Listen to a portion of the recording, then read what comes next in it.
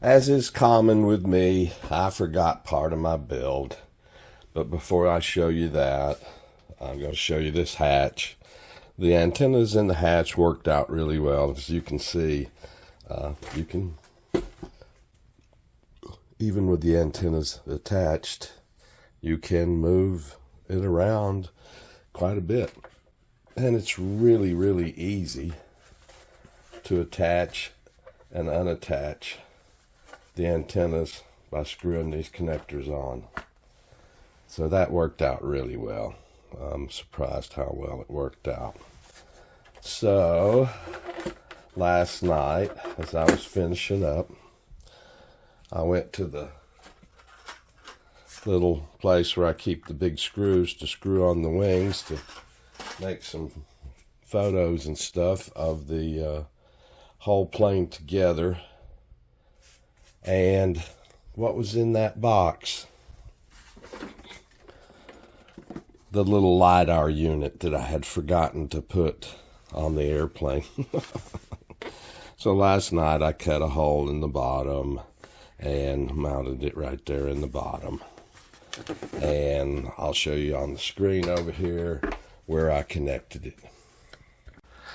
And I connected it right here across TX2, UART2, and this 4V5 voltage, but that doesn't matter much with this little board because it's very low power. It'll be on all the time from USB, but such be the cost of forgetting to put a part on the airplane. It's always something with me. It was just easy to get to with the flight controller taped down and stuff. So these 4 pins right here, ground, 4V5 voltage, receive, and transmit on UART2. And UART2 is serial 3 in Ardu. So that's what I'll do in the software. Put LiDAR on serial 3.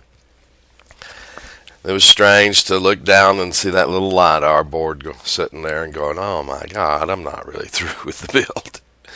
But it was a very, very simple thing to make a little indentation for it in the bottom of the fuselage, hot glue it in, put the connector through, and the biggest problem I was worried about is being able to connect it, but it was all pretty simple. All right. That is the finish of the whole build on this. Unless something else comes up, I really don't think there's anything else. Just got to configure the RC receiver, Dragon Link, and configure all the software in the H743, and it'll be ready to go. Thank you guys.